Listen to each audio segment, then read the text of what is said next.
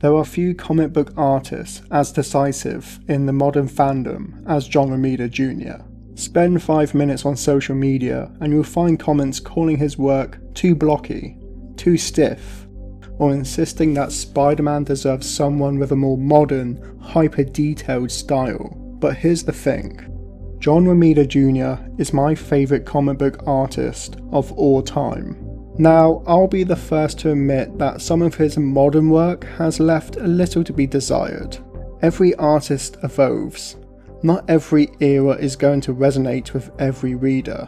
But I think it's easy to forget just how important John Romita Jr. has been to Marvel Comics, and to an entire generation of readers like me. Because if you've been reading comics for more than a couple of decades, this debate feels strangely familiar.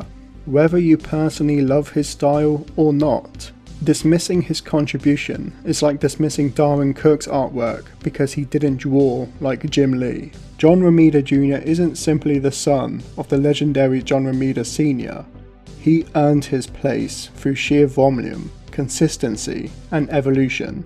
His run on Spider-Man, Daredevil, Uncanny X-Men, Punisher, Iron Man, Wolverine, Kick-Ass, Thor, you name it, have shaped generations of readers.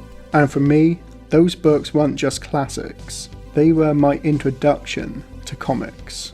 When I first got into comics, I was reading his amazing Spider-Man run with JMS. I was reading Kick-Ass, World War Hulk, The Man Without Fear, The Avengers. Those books helped me fall in love with comics. Without John Romita Jr.'s artwork, I generally don't know if I'd become a lifelong comic book fan I am today, so I'll always be grateful for what his work gave me. Modern audiences sometimes equate good art with maximum rendering. More lines, more muscles, more textures, more digital polish. But comics have never worked that way. Look at Mike Mignola, Darwin Cook, Bruce Timm, Frank Miller. None of them relied on photographic realism, they relied on their design. Romita Jr. belongs in that tradition. His work has become increasingly stylized over the years, exaggerated anatomy and simplifying forms to maximize impact. You may not enjoy that aesthetic, and that's perfectly fair, but saying it isn't good art ignores what it's actually trying to accomplish. Comic book isn't illustration, it's storytelling, and a few artists understand visual storytelling better than John Romita Jr. That brings us to the recent controversy surrounding the upcoming Amazing Spider-Man issue 1000 cover. After Marvel revealed an additional co-main cover by Pepe Larraz, online rumours spread that John Romita Jr. and Paulo Rivera's previously announced cover has been pulled because of fan backlash. The story quickly snowballed across social media, prompting debates about John Romita Jr.'s artwork, and whether Marvel had bowed to criticism. Marvel later clarified that this wasn't the case. The Romita Jr. cover remained one of the issue's primary covers, with the Larraz piece simply joining it as an additional main cover. Romita Jr. himself thanked fans for their support after this misunderstanding. What's fascinating isn't whether people preferred one cover over another. That's subjective. What's interesting is how quickly criticism became treated as objective fact. Instead of asking, "Do I like this?" the conversation became, "How could Marvel let this happen?" Those are two completely different discussions.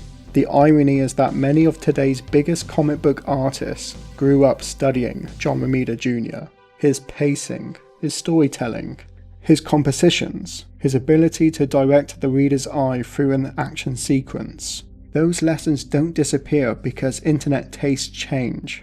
Every era has an artist that younger readers initially reject. Steve Ditko's Spider-Man looks strange to readers raised on John Romita Sr.